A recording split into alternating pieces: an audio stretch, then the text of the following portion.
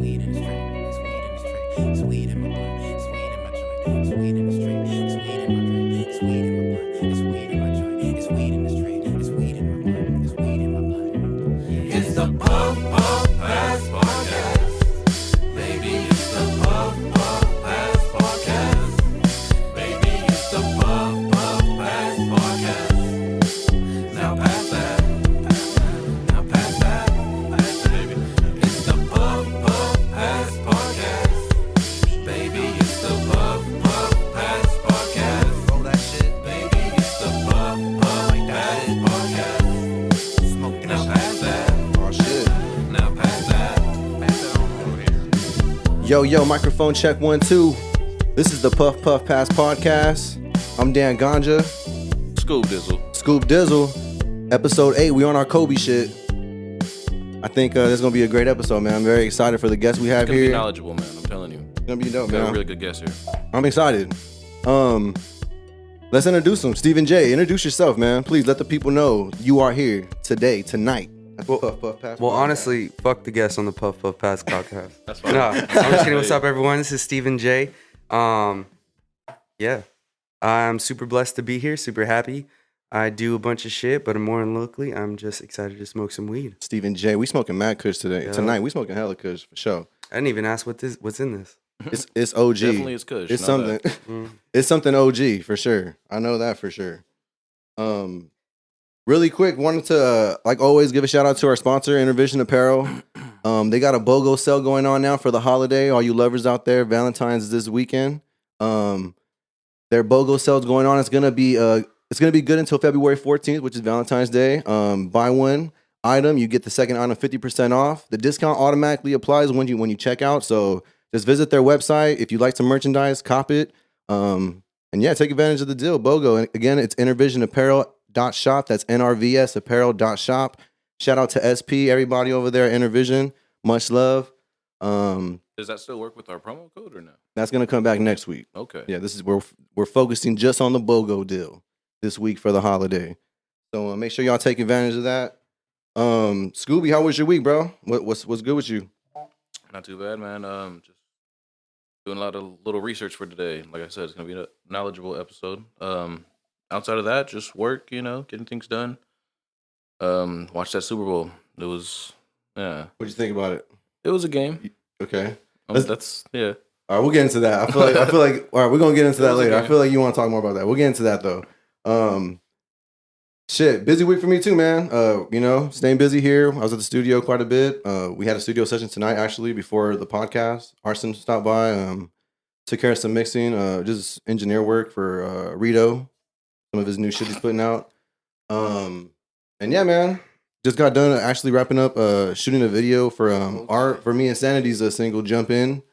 Jason shot that, our boy Jason. Hey, shout out Jason. Hey, that motherfucker's Jay working, Smooth, bro. man. Got mad love for Jason. That's family right there. Much He's hustling. love. Yeah, he's definitely on his Yeah. shit. Jason, man. Round of applause, bro. You get the first official applause on motherfucking Yo. on the Puff Puff Pass podcast. Yeah, man, we appreciate you, bro. But yeah, man, busy as fuck like always, man. Like Steven, busy man. Steven, what's up with you, bro? Again, welcome to the show, man. I know you're a busy man. You're involved in a lot. I ain't shit, bro. Man, bro, nah, I'm hyping you up, bro. Like, That was from his father, mouth, Cannabis Professional, director over at the LBCA, founder of REMEDIUM. I want to actually talk to you about that later Sure. to kind of get more of a feel of what that is. So And yeah, man, founder of also All That's Filthy Filthy. music group. Definitely want to get more into that. The artists that you work with. So yeah, man, like how was your week? I know, like I said, I know you're involved in a lot. So yeah, my week's Just it's holding the always blunts busy. over there, Dan. I'll post it a podcast. No, pass that shit, man. Co-host. Puff pass. No, but I've been busy, man. On the regular work week, I'm filming. This past week, I spoke at City Council. Also had I'm one of the instructors at LBCC for the Cannabis Curriculum course. So we got class every Tuesday and Thursday. And I do for LBCA. I do a bunch of media teams. So every Monday, Friday, I got my media team. We're working on Behind the Leaf. That show drops on YouTube. We tube all that. Nice. And then it also gets put out on Spectrum Cable and Frontier Cable. So we got a partnership with PadNet that does that. It's public access TV, but hey, we trying to just get cannabis content, educated cannabis content to the everyday consumers. Those are like the people 40 and up who watch public access TV. Man. So it's like Interesting. they need that info about cannabis. Bro, definitely.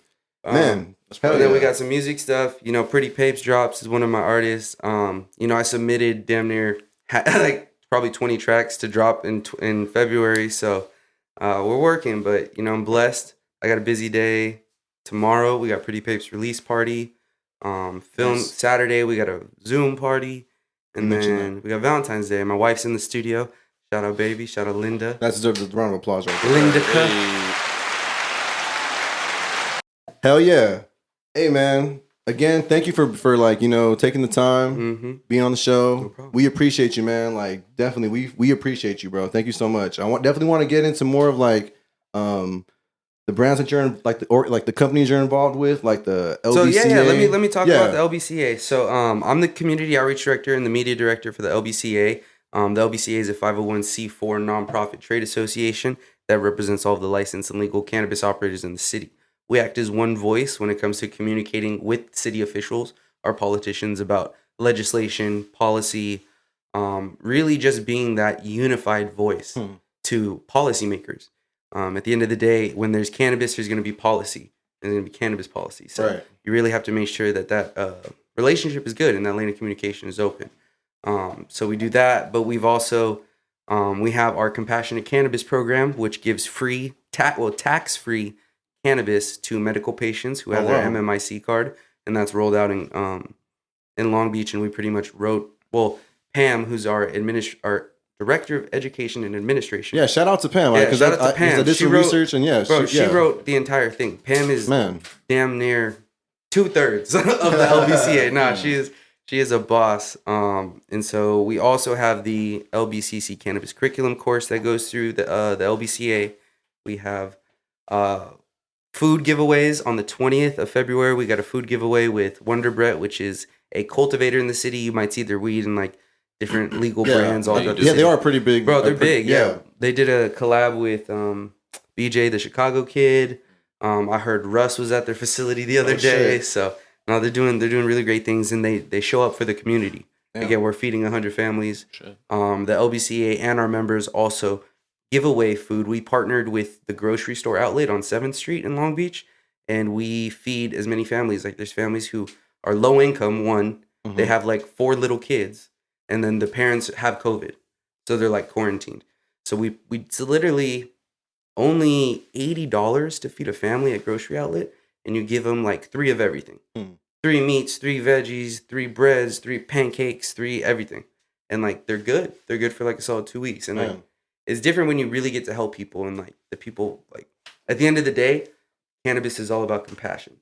And so we're literally just, it's who we are. Bro, so, it's a magical plant, bro. It's a powerful plant. You know what I'm saying? And I want to get more into that too later. But bro, shout out to you, man, because you definitely do a lot for the community, and something that I really look up to. Like, round of applause. I definitely give you like a lot of praise for that, bro, because that's something that I wish I could get more involved in. Like, I think I really want to tap into that this year. You know, DAN-GANJA, I feel like, I smoke weed, and like, you know, I obviously have like my own reasons for it, but like there are so many positive like benefits for it, and like, it's like, you know, like, bro, I agree. You know what? The LBCA has been around for 10 years. Damn, they are the reason that cannabis is legal in Long Beach. Without them, it wouldn't even be here. So in 2010, cannabis was legal. The LBCA formed.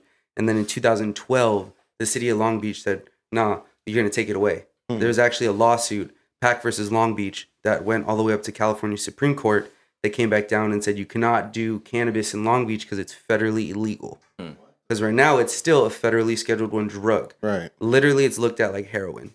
Anything that someone believes about heroin, you interchange that with marijuana and people believe it. It's crazy. That's how bad it is. So a Schedule I, for anyone who doesn't know, Schedule I drug means that there is no medicinal benefits at all. And that is the government has deemed it, that it's Schedule I. It's one of the most dangerous. Up there, like I said, it's up there with heroin. And so pretty much, you want to know what's lower than that is like cocaine and LSD. That's a Schedule II. Where does alcohol fall in? There's nothing. Alcohol went through prohibition. Crazy, it's completely, and that's crazy. It's completely legal. So pretty much cannabis is going through a prohibition right now. still, it's been going through a prohibition. Yeah. A whole process of making it illegal and then legal and like, I like to call it traditional market. I don't like to call it a black market. Because essentially before legalization, that's what it was. It was traditional. Okay. And then also when you avoid saying black market or you say illicit market, that takes away that derogative term on, the black community. Blacks and Mexicans were targeted through cannabis, through the war on drugs, even the word marijuana. It stems from a Spanish word. Yep. And it stems from actually, the act of marijuana is like, hey, let's go have a drink, let's go socialize, let's go kick it, let's go chop shop. That's like, hey, let's marijuana. That's crazy. I honestly didn't know that. So there's a lot of shit. And then, you being in music, like this is where I kind of like really dug in deep too, is like they use the jazz culture to encourage stigma and to encourage how bad cannabis was. So here's a little, it's a little cool fact that I like to throw out, but like in jazz music, when you smoke, sometimes you can hear different instruments, like you hear the different layers, clear or it slows down or it speeds up. And so back in the day, they're like, oh, these people jive, they're dancing, they're speeding up, it's too fast. And then it's like, oh, now it's too slow. And it's like anything besides normal or besides what you perceive as normal was bad. And again, cannabis is a psychoactive substance. Yeah. So yeah, and all psychoactive means is that there's a change of state in your mind. Essentially, like magnesium is psychoactive too. Have you ever had magnesium and it kind of just calms you down? It's like just a sensation of relief. That's all that inflammation going away. I've never had that. What is that exactly? Magnesium is just an over-the-counter vitamin, bro. But it's how it interacts with your body. Oh, I'm tripping. Is it? Well, I'm high. Let me tell you, I'm high, boy. Yeah, no, you definitely got me there. And so it's like it does Magnesium. that same. Yeah, bro. And again, That like just sounds like some shit from a comic book. I might have to take some motherfucking magnesium, dog. I'm trying to. Oh my god. Hey, hell yeah. Man? Anyways, we'll get into some more of that shit later. Hey, shout out to you, Steven, for real, bro. Already a lot of knowledge within just this first just the intro. introduction, yeah, you know what I'm saying? Hey, yo, Obi-Wan Fool, what's up with you, bro? How was your week, man? Good. Man behind the boards, the man, Batman, in the Batcave. Ain't no boards, man. We got a box. Yeah, I got a box. That was good, bro. Had a good week. Today was actually kind of busy at work, but looking forward to the weekend. Gonna take a little break. You guys wrapped up a music video this week, right? Yeah, filmed the video for break. Who shot it? Bro. Oh, I'm trying to get it. Find out, man. Shout out to Mighty Muds and Mobius. Mobius won. Hey. Came in clutch, man. It looks nice. I'm excited, man. I'm excited for you. I'm excited for Mad Max. I'm excited for Sanity. I'm excited to see it, man. Shout out to all of them. Look forward to that. Sure. Within a month or so, we'll see what's up. So coming pretty soon then. Pretty soon. All right, for sure. Let's get into this, man. Let's get into this, because I definitely want to chop it up more with Steven. Bro, I'm an open book. What you want to know? I Let's could go. talk about a lot of stuff, cannabis. I could talk some stuff, music. Oh, yeah, I know. I'm just vibing. I'm trying to get high, man. I know. Oh, yeah, no, sure. Hey, we got headlines that are just interesting as hell. How you want to start off, Scooby? Sports. Let's start sports. You want to jump into sports already? Yeah, man, the Super Bowl. What do you guys think of the Super Bowl?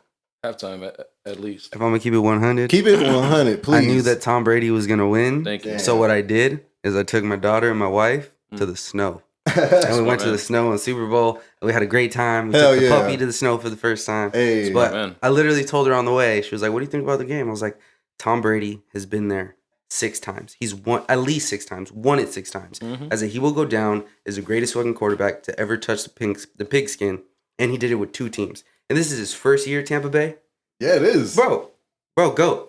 Dog. Like he could retire forever. I mean, yeah, How you no. feel?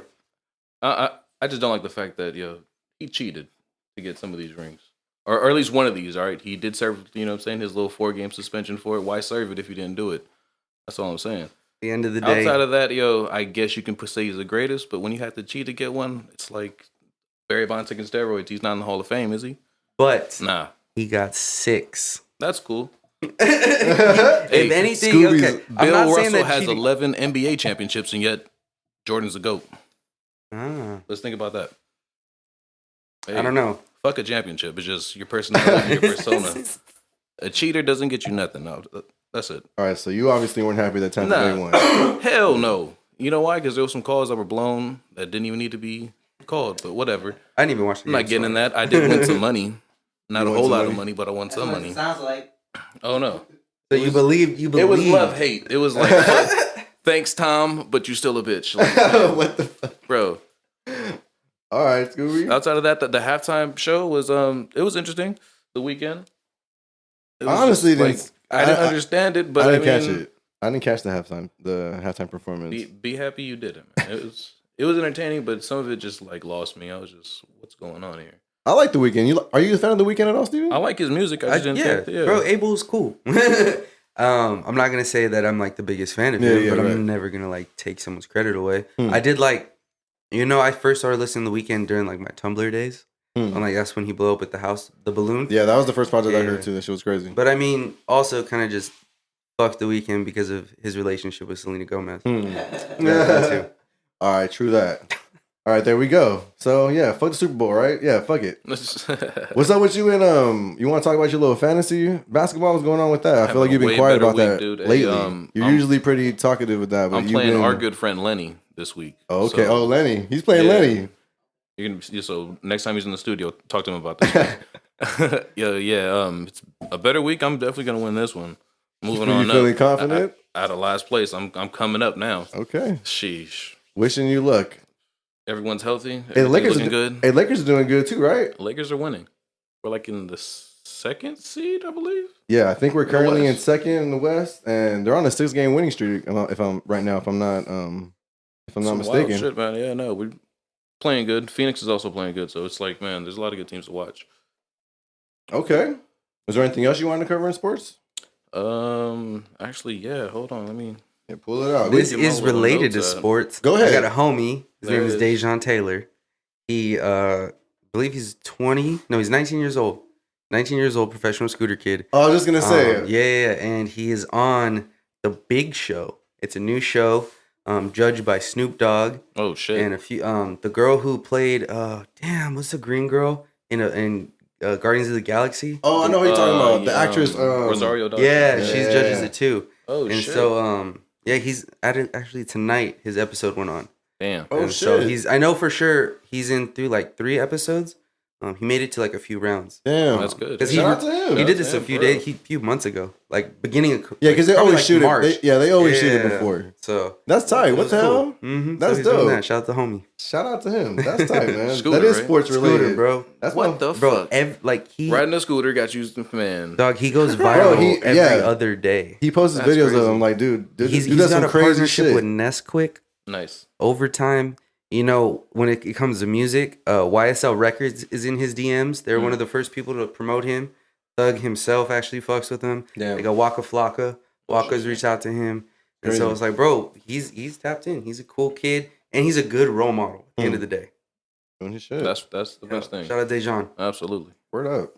Sorry. So how about this? As far as major sports and you know what I'm saying, teams the Mavs. They said thanks to Mark Cuban, they're not doing the national anthem anymore. Apparently, What? Oh, it's shit. been happening. Yeah. So how do y'all feel on that shit? Like no more national anthem in Dallas. I mean, honestly, man, this goes back to like the whole Kaepernick thing. I think, bro, it's like I think people are just trying to voice their opinion however they can, and it's like Mark Cuban, like he's the owner of that team, so it's like if he wants to do that shit, like they're gonna do that shit. Like they're gonna have to do that shit, and he's probably just trying to prove a point too that he's probably just not happy with the way things are going right now, maybe, and I don't even know, but that's just what I'm thinking. Why is he doing that? I know. Is there any context to it? Or is he just like, we ain't gonna do it? I know, because let me see. I did read that too. Let me see. I have it right here. Yeah, the Mavs have stopped playing the national anthem over Mark Cuban's direction. Okay, so it That's didn't about really it. say Yeah. shit. No. It It just just says kinda that they stopped really it. don't plan to resume it anytime soon. So Personally, I don't I care. really don't know. I do respect and love living in America and think Right. America as a free nation is fucking awesome. Right. I do think how they look at people is fucking terrible because Right. United States cares more about corporations than they do people, which is just a fact. So and then again, social injustice is a whole nother topic, but I always did think it was kind of fucking weird to pledge allegiance to a country for a sporting event. Right. I Me mean, too. I mean, again, whatever. right. You don't got to participate. Yeah, true. But again, I do have family members who military and Right. people in government. So it's like, again, I respect the country, But at the end of the day, the government's just a bunch of people. Man, That's all they are. bro. That's one way to put it. Absolutely. That is, and that's a great that's a good way to put it, bro. Honestly, So that's crazy. So what the hell? So then that just started happening recently, or when did that post come out or whatever? That post came out like a couple of days ago, but in that post it was like prior days, like so maybe within the past couple of weeks. Damn, well, shit. That's crazy. Also, though, hey, do you remember Calvin Johnson, Megatron? Oh Troy? yeah. What if I told you that him and an ex or former Lions teammate were coming together to bring you Kush in Michigan to open up dispensaries? Like they're starting a company, or Yeah.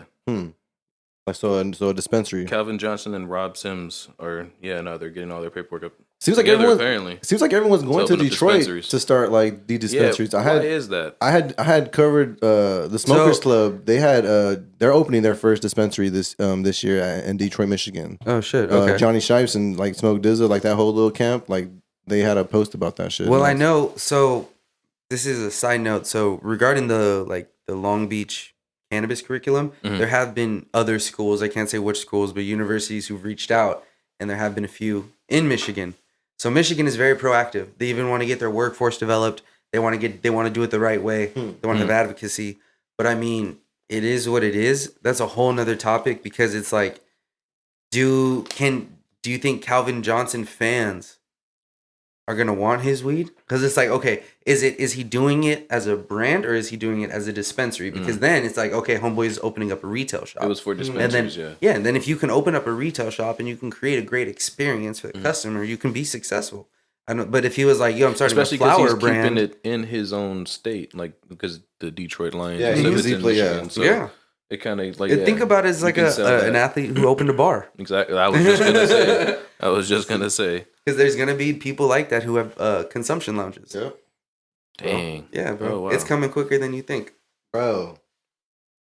But since we're kind of like on this topic, we kind of covered how like Oregon. Are you aware like Oregon, they have kind of been like legalizing like they deschedulized all drugs. Yeah, there you go. You probably know how to better word the it than proper I. terms. It's definitely not my alley. But like, why do you think like drugs like that are becoming more quick? Like, so you literally have to look at it from a public health standpoint. You can't look at it at like a drug addict standpoint, because at the end of the day, people who fall into addiction, they have their own demons that they're battling.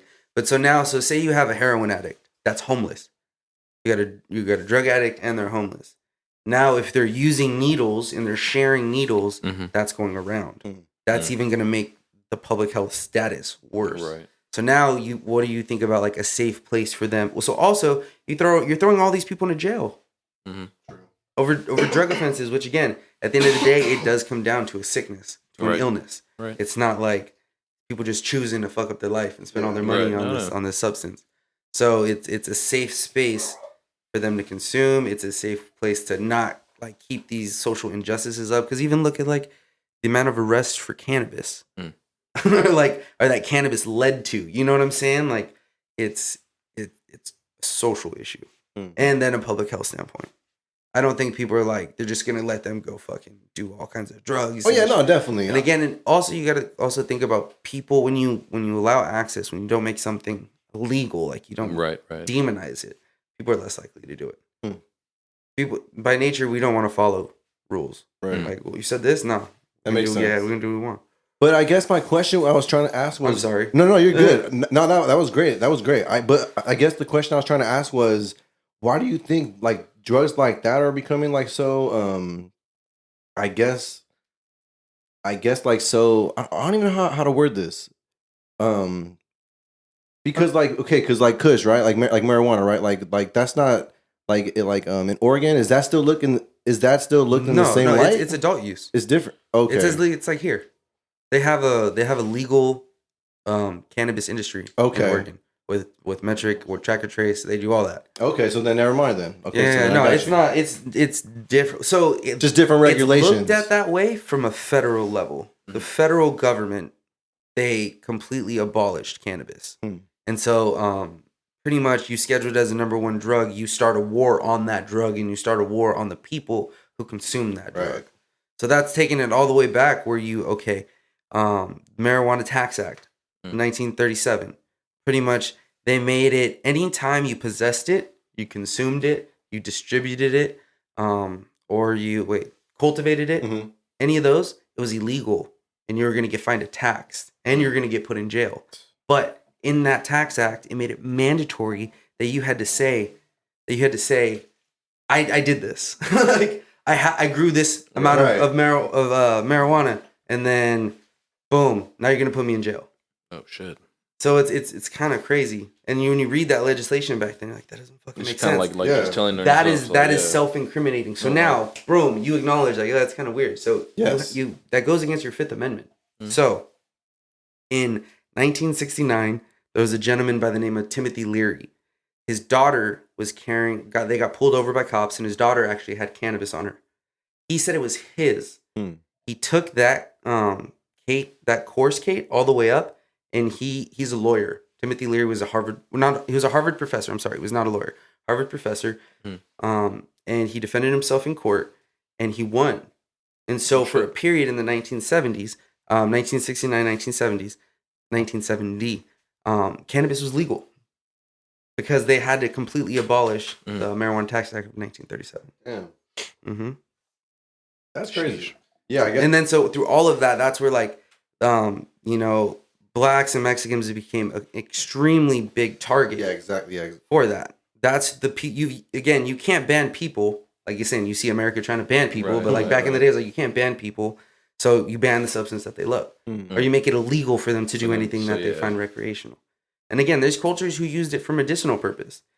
And people forget that in the 1800s, early 1900s, cannabis was in any pharmaceutical. Like when you went to the pharmacy and someone had to make the shit, it had cannabis in it more likely. Like 9 times out of 10. Because it was something that was going to heal you. And it was in a tincture form. So everyone saw cannabis sativa. Everyone was familiar with cannabis. Right. Indica, sativa. They knew what it meant. Right. But then as soon as you say it's marijuana, it's a menace. And then you have, if you didn't know, there's this asshole by the name of Harry Anslinger. He was, asshole alert. But he was part of the Federal Bureau of Narcotics, the FBN, which is like the DEA back in the day. He lost his war on alcohol prohibition. Okay. So he needed a new job. And he funded and pretty much started the war prohibition on cannabis, on marijuana. Then he partnered up with the richest people who... Yeah, fuck him. Right. So that's where it all started, bro. You can look it all back, and it's all written in history. You can track why this plant is illegal, why people look at it this way, why people even associate like the demonization of cannabis with Mexicans or black people. So it's like... And music and everything else. That's crazy. Yeah, man. Thank you again. Like that's again a lot of great information right there. Thank you. Just perspective and not even perspective. Like those are facts right there. Yeah, no, you can't argue with that. Yeah, exactly. Yeah, never mind. Like, I don't used even the wrong fucking word. listen to me. Go Google it. Like you don't gotta listen to this. You don't believe me. But you should listen to him though. Yeah, listen to this, man, for real. But here's another headline though. Outside of sports, there's a school in Utah that's trying to ban students from being taught Black history in February. Like they're getting like they're trying to have their kids opt out. Like they're like, all right, they're having the option to have kids opt out if their parents deem it to be like something they don't want their kid to. Has that ever been done before? I have no clue, but I did read that and I just found that kind of weird. Like, what the fuck? I mean, how do you feel about that though? Like, would you if you had a kid or like what would? If that was an option, at this point, like they're kind of giving you some truth. It's not full truth, but I mean, they're letting you know what happened, where they kind of fucked up. But I don't know. It's definitely needed, but maybe more of it instead of just 1 month. I don't know. But to pull it from your kid, it's like you were taught it. So that's crazy. I just think that whole idea is crazy. I don't get it. Maybe because it's Utah. Utah. I've never been to Utah, so I don't know. Have you ever been to Utah? No, sir. You ever been to Utah, Steven? I did, bro. I was 10 years old and we had a family reunion. The reason why I remember it so much was the first time I shaved my head for a mohawk. We went on some fucked up shit. We dressed up as like Indians and like cowboys and stuff. But yeah, I had a mohawk, dyed it red. Oh shit. I was a pudgy little kid too, so no shirt on, gang gang. Oh shit. But yeah, Utah was crazy. I rode a donkey And I was supposed to ride a horse, but the donkey took me down the canyon, and I was terrified. To this day, I don't fuck with horses or donkeys. Fuck. You know One what? bad experience, bro. I'm Has, good. has that been the only time you've been to Utah? Yeah. Okay. It was a family reunion. Damn, okay, so that was a long time ago. I was gonna say like, because I've never been there, but you've been there. So like, based off of like, but I don't even know. Based It's on a the lot time, of like nature okay, Okay. and a lot of like, I don't know if I should say this. I Mormons. mean, okay. Oh, It's a Mormon Yeah, community, yeah. you know? Okay. You know? Yeah. If that's what it is out there. Yeah. Yeah, no, then hey, those are facts. you know, since you've been there, do you see like a state like that doing some shit like this, like them giving parents like an option for their kids to pull opt them out of from like Black History these like classes or- activity, yeah. like Black History Month activities and or you know the whole curriculum, I guess, of that whole of like the month. I mean, essentially, like, as an example, it depends. Is that a public school? I'm It's a not public sure. I'm pretty sure it's a public school. If it's a public school, I think that's super fucked up because that's another way of creating white Oh, history. the same thing in Michigan. I'm sorry, I missed this one too. There's two of them. Utah as well as Michigan. Again, I never knew the real history. Like when you look back at all the history you go through your whole life in school, Right. it's white history. yeah, exactly. It's Yeah. their version. And so now you're just gonna delete Black History Month. You're just gonna delete what his. I'm sorry you feel some type of way. Mhm. I'm sorry you acknowledge that your people were pretty fucked up and Yeah. are still fucked up. And you know, a lot of the root of the problem is just But you need to ignorance. tell people Right. this. Like, you guys I think did it's fuck fucked up too. I don't even. I think it's wild that it's even that's even an option. Like that even was brought up. But that just shows you the times that we're living in again, bro. I think you know, like it's kind of weird right now. Like I don't know, it's kind of weird. But yeah, man. Let's get into some music though, Dan. Music. Yeah, man. You gotta get to some Something a music little already. more positive, man. Yeah. All right, fuck it. Let's get into some music real quick. Really quick, I'm just gonna get this out the way. Me and Sanity have a single that we're dropping. It's gonna be out actually at midnight tonight. Thinkin. That's gonna be the second single off our upcoming EP. Same difference. So shout out to Sanity. Shout out to Obi-Wan. He mixed and mastered that track for us. Shout out to Shout out the engineers. Godfather Rito. Right. Hey, Play the that man bass line too. for me on that record, man. Oh, is this slapping? Bro, his whole EP, he slapped slapped the bass about on the whole 6 out of the 7 tracks. Really killed it for me, man. Rito you are appreciated, bro. Thank you, That shit drops in 25 minutes, yo. man. Oh yeah, no shit. Yep, 9 p.m. Real shit. Thinking it's gonna be out everywhere. Y'all check that out. Also, new ACO about to drop. ACO, he's another artist in our collective. He's making his debut. Kind of has more of like a reggaeton sound, I guess. Oh, nice. He's nice. taking us That's to what's up. Brazil, man. Definitely. Urban Latin. Urban Latin. That's what's up. Crazy. So, you Tapping know, in a whole nother. We're going Yeah. all over the You place. got it, bro. That market's Yeah, huge. Yeah, it's gonna be a different side of the Sleeping on that Richmond's music. collective for sure. You know, very excited for him. The single is gonna be called Escondidas. I hope I said that right. There you go. You got it. There it is. Debut single ACO featuring Siam Hollywood. So that's gonna be out on Saturday. Also, man, just really quick. I usually just cover a lot of indie music, but I really like that new Freddie Gibbs and Schoolboy Q single that dropped. That Gang Signs. Did you hear that one? I did not, but that just them two on the same track. I know it should bang. Yeah, bro, that shit's hard. It's got a nice little vibe to it for sure. It's dope. I was fucking with that one. Also, did you hear about DMX saying how he's gonna possibly have Griselda and Pop Smoke on his new upcoming album? I did, and I'm very excited. How you feel about that? DMX like really coming back. Like Oh, I think he's coming back. Like for real on this one. I want that. I need that. I don't want to jinx it. I'll just wait. Nah, fuck that. I definitely want that. Nah, for real. I'm a DMX fan. like, Like man, yeah. all I'm a growing fan up. of DMX. I just ain't gonna jinx it. Yeah, I don't nah, wanna I I'm feel a you. fan of Griselda too, so Yeah. it's like, well, all right, well, just give me more. I could definitely hear like a DMX and Griselda like collab. Yeah. Like for sure. The Pop Smoke one, I'm definitely curious. To Right, hear, with that like- one, yeah, but Griselda and DMX, I can definitely see that. Mhm. Absolutely. But I don't think the Pop Smoke one will disappoint either. I think that one's gonna be a nice vibe. I fuck with Pop Smoke. It'd be cool to see if DMX went out of his element. Right. That'd be pretty tight. That's kind of like what Kid Cudi did. Did you hear the new Kid Cudi album at all? Are you a fan? I of Kid did Cudi? no. Yeah, I did listen to it again. Nothing stuck to be Mhm. honest. I did. Okay. I did listen to it though. Okay, for sure. But did you hear how he kind of like had that song with Pop Smoke? That was kind of like kind of out of his his. Yeah, no, Mhm. in general. But like that Pop Smoke song, that Pop Smoke song that he had, I think that was a song that would possibly be like this DMX track, probably a little out of his element, like a little different, but pretty curious to see how that would be. How about this though? Hey, we're getting finally Hove and Nip Have you heard it on yet? the same track. No, I have not, but I'm just saying I've we're seen getting people that. say it does Man. does not disappoint. There it Have is. you heard it yet? Because it's out yet. I mean, No, it's out already. no. Apparently, I haven't heard it yet. I need to hear it, but I'm just like, I need hey, to hear it too. absolutely. Okay, Where do you lose there? I'm just saying. I'm curious. I'm curious again to see How how do you that feel is. about it, Dan? Because you look like you don't. Honestly, I mean, look, I'm excited for it, but for me, it's like I'm a big Jay-Z fan, but I'm just like, I don't know. It's like why all of a sudden like Hove got the Nip like feature, you know? He probably already had Yeah, it. right, yeah. No.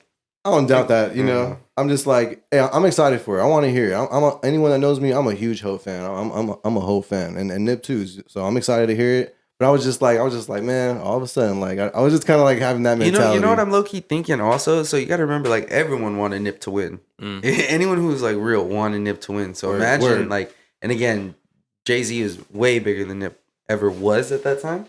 So now it's like that was probably in the works. That was probably like, Right, all right, we're gonna right. do this in the future. Like Maybe he's paying like this is how he's paying his homage a little bit. it could be, yeah.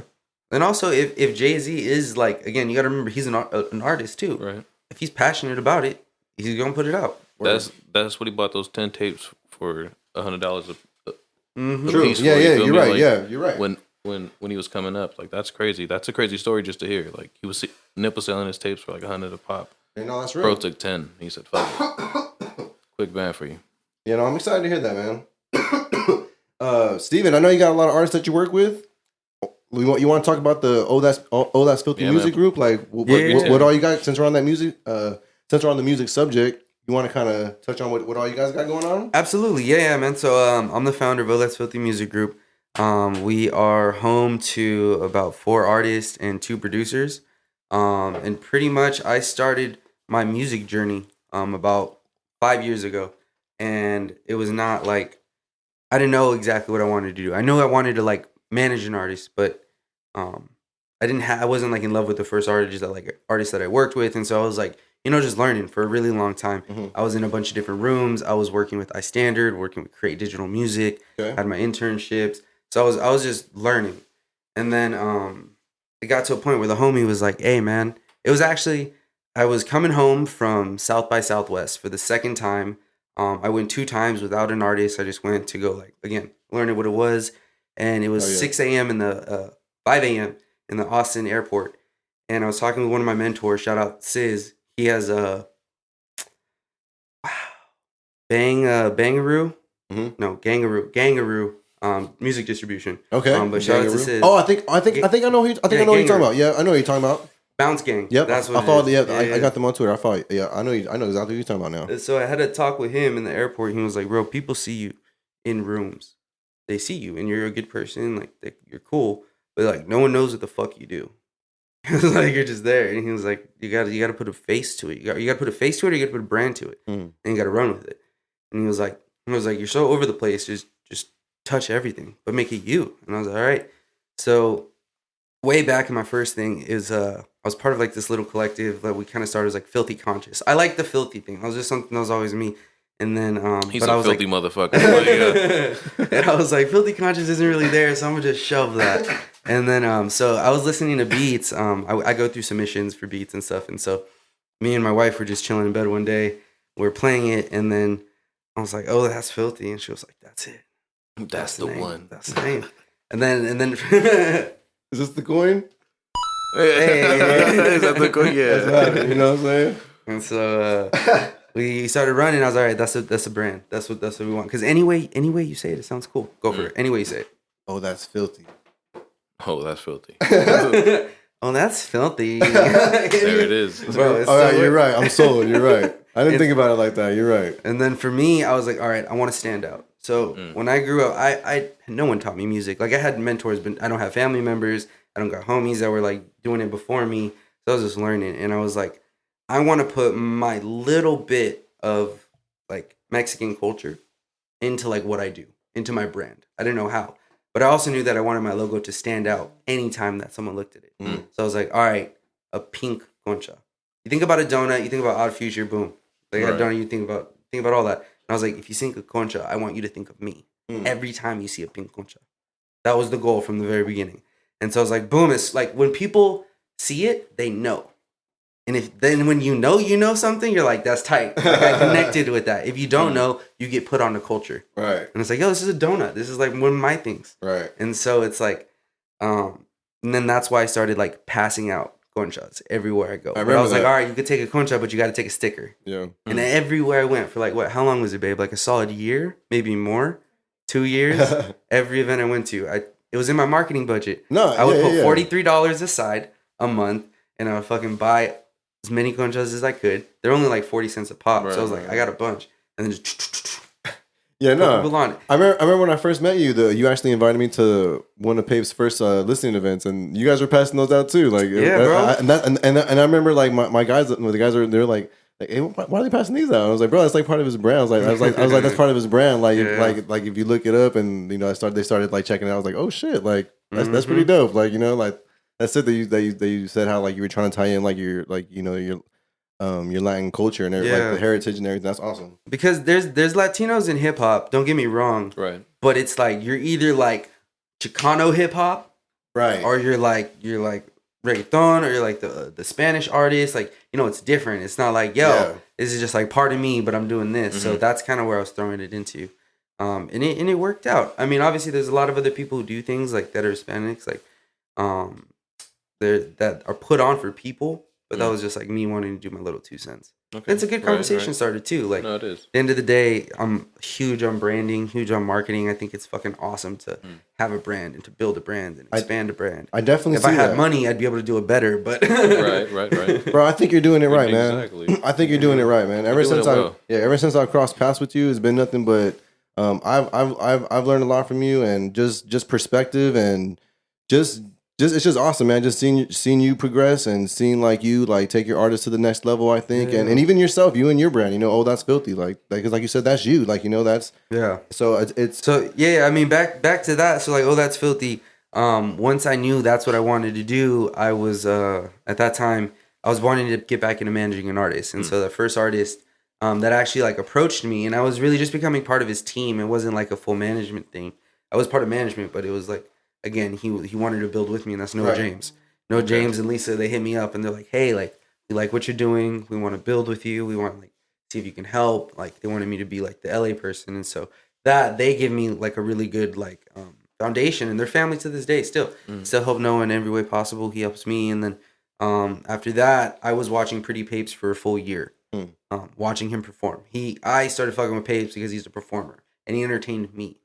And I was like, damn. Excuse me. I was like, damn, this kid, I would pay to see him regularly. I think his music has a lot of opportunity for growth. I think that this is just the beginning. I know he doesn't have organization. You saw the potential in him. Yeah, and I was like, and then I got to know him. So we didn't manage because I was building like a friendship with him for a full year. And it was like, yo, is this person going to fuck me over? Is this person going to have my back when I'm fucking pressed by someone? Like at the end of the day, like, a business partner, and a business partner is a marriage. Correct. Straight up. Like, I feel that. You got to trust your business partner as much as you trust your wife. And so it's like, all right, boom, I'm cool with this guy. We're going to build. And then it was like, hey, man, like, I want to help you with music. Okay, maybe we do this, and maybe we do this, and we do these moves. And so before even working with him, I was like working with iStandard and Create Digital, was doing like A&R rooms. Like, yo, my music ride's been pretty fucking crazy. Bro, it is. You're because there's like, that shit. There's I hate saying this, but again, I was young and naive too, but I worked for, I can't say the company, but what they did is they charged artists to get into a studio with an A&R from a record label. Let's just say Intervention record label that has 3 million followers or whatever. And so they're going to charge this young artist $200 to $300 to play one song in front of an A&R. And an A&R is going to give you the most basic fucking feedback that you can give anyone at any time, and it would make sense. Like this. You play me a song, and I'm like, oh, man, it's cool. I think you need to work on the melodies, and I definitely think that you need to get a better mix, bro. The engineering, you got to play me something that's crisp, better engineering. And then they send them on their way. Some basic ass shit. And these kids fly out from all over the country. You paid a couple hundred, so what do you expect? Like, bro, it's just like it. And again, but that's only like one example. But those type of schemes are all over the industry, and they happen a lot. I'm only bro, guessing. just during quarantine, there was a thing called Block 365, and and they were doing mixtapes, and big Bro. artists Oh shit. were paying, and it's a scam, bro. You like all I did is you got to look through it and these fucking people over. Bro, there was Oh, a lot of shit. artists I saw, and I kind of lost respect for them because I did see that happening. Yeah, and I was bro. like, It was fuck? major news in the music community that was crazy, bro. because they had major ass people Yes. DMing people from verified accounts, Yes. scamming these kids. And then you had people who were like semi onto their music shit who would call out people. And then it was like, oh, then they would burn like They were Twitter would taking do their advantage, thing. bro, because Oh, you yeah, know, of course. because they're hitting up Oh, these, yeah. they're hitting up these like up and coming artists, independent And them artists. having their name and platform, you know what I'm saying? Just Imagine you co-signing getting it. hit up by imagine you getting hit up like you as an Sometimes artist. you got to think if it's too good to be true, it is, bro. Man. Sometimes. Gotta be real. You gotta tap in reality. And then here's real quick. another thing too, like, and this may sound fucked up, but you have to do your research. You have to educate yourself. Definitely. It's not anyone else's fault besides your own that you did not do research. You're right. That's like one of the first things I learned. Mhm. Like, cause I learned that from like all those stupid like, hey, promote your music on this, promote your music on this. Bro. And my mentor was just like, bro, just Google it. And I was like, oh, this ain't shit, bro. Like it's and then that's just again, but people have to do the research. They Right, don't. yes, they think absolutely. there's an easy way to this music shit, and this music shit takes 10 years. Dog. In music, you will be an overnight 10-year success. Mm. That's how it happens. Dog. And if you pop before that, you do not last. You're right. Damn. The only one who kind of had that happen was Kelly Clarkson. Damn. She won American Idol, didn't she? First American Idol. That's true. Yes. Quickest way there. And again, I don't even know her backstory. Like, I don't know if there was years getting up to that. Right. I could look, but I just don't know it off the top. But that's what I think. That is Man. crazy. God damn. Because she's held it. Definitely. My cousin, I think one of my cousins listened to her. So yeah, I'm like, damn, what the hell? Like, I remember her. Like, what the hell? Dan, listen to her. Like guilty pleasure. But music is crazy, and I'm blessed to just do this ride and to continue. So, one of my first internships, he told me, the guy I interned under, he told me that the hardest thing in music is to break an artist. He said that is the hardest thing. If you can do that, you can do anything in music. Interesting. And so Okay. from that moment, I was like, all right, I want to do the hardest thing in music. Which is that? Took on What that is that? task. Yeah. I don't know how I'm going to do it, but I want to do it.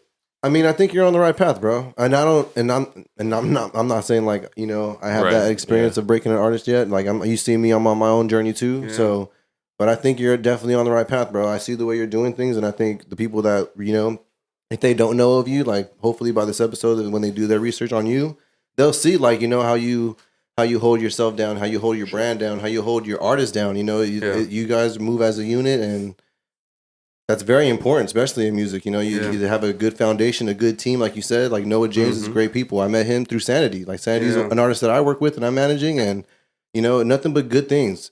Nothing but good things. And even since I've met him, like always good energy. His music is very positive, and uplifting and motivational. And You know what's cool about Noah is what I love about Noah is that he can always be himself.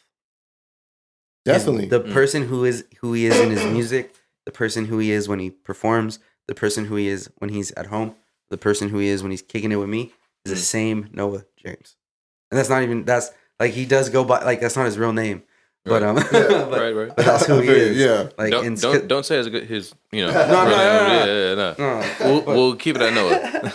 But so it's cool. He's an amazing human. Lisa, his pretty much Lisa. his wife, is fucking genius as well. She pretty much is 1/3 of Noah James. Man, that's facts. They definitely, Founder, Break to Your Face, all that. So that's awesome. but yeah, so That's Filthy. We have artists. So we have Noah James. We got Pretty Papes. So real quick, I want to give a little highlight from everyone. Noah James in 2019, I believe, or 2018 was listed. Yeah, it was 2018. Was listed top 10 albums by Murs. I remember that. Yeah, so that I was do remember pretty tight. And, you know, Noah's toured all over, performed at South by Southwest. I've been on like Versus game show. Yep. Noah, he's got a song with Josh. I'm forgetting his last name, but the official voice of Boo. Oh shit. That's right. Official That's voice right. of Boo. And so he's got a remix of Boo's Hungry dropping this year. That's Nice. dope. So I genuinely believe that can be you know, a life changer song. That's I believe awesome. That's awesome that he like finessed that, you know, because that is No, he like didn't even finesse well, not it, even, bro. well, not It was finesse. like- Maybe that's the wrong word, but I mean, you know, But like he was just, able to pull just it how off, he made it come to yeah. fruition, like you Yeah, know, I feel that, I feel yo, that. because that is part. That was always part of That's like. crazy. I think that was always like he always did like a play on that character. Yeah, bro, that's who he is. He's Boo. Hmm. He's the love monster. Dog. Yeah, like no, so it happened like Josh actually fucks with Noah James hard. And Josh actually wanted to perform it into a music video, but Josh is out in Texas.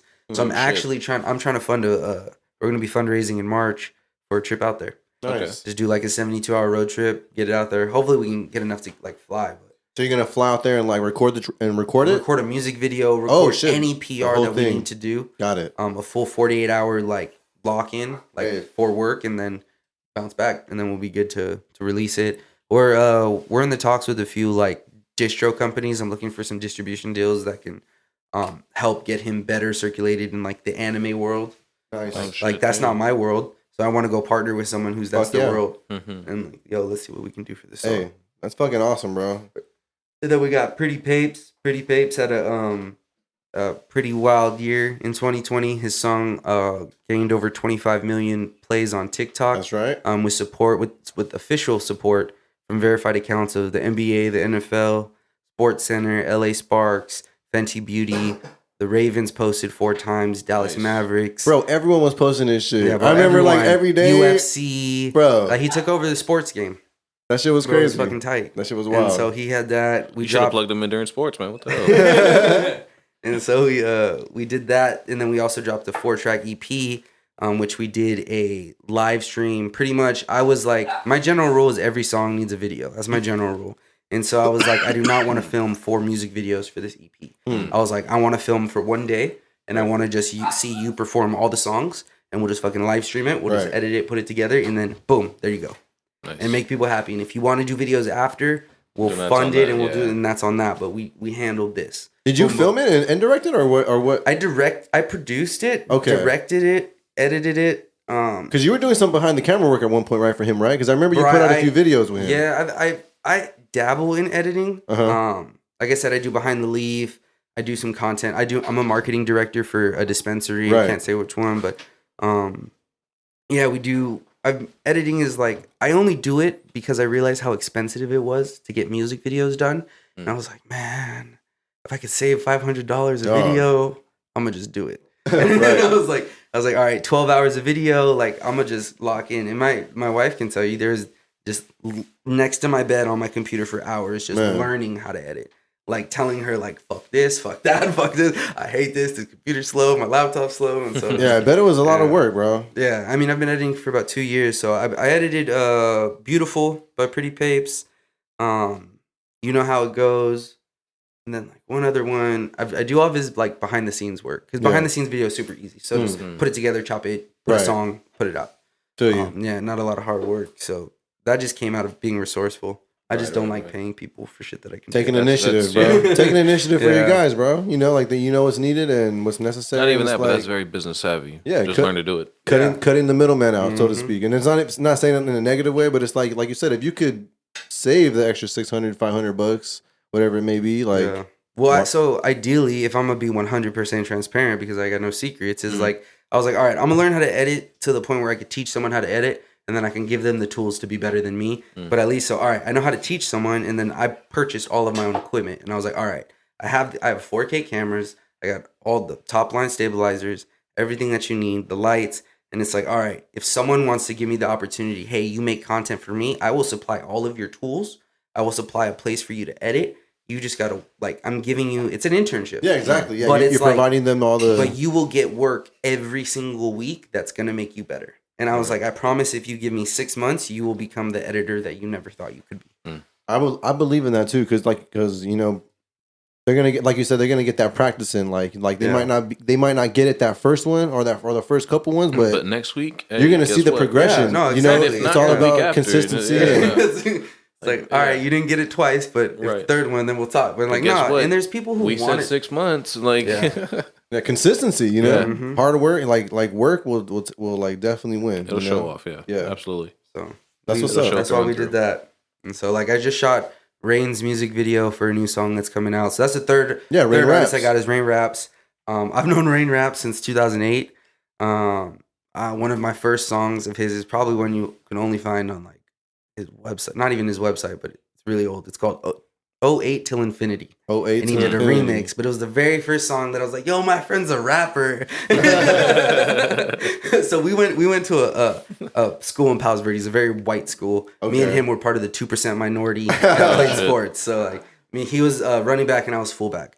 And so like that's why Very select right here. we've always been boys. But when he left, he went to school in Dartmouth. So one full about Rain Raps, he's got a degree and he's got his master's degree. He just completed his shit. master's Oh, over shit. quarantine. Shout out to Um, that's there's a round of applause. yeah, right around there. this, bro. He's Let that shit go. Let that shit go longer. Let that shit go.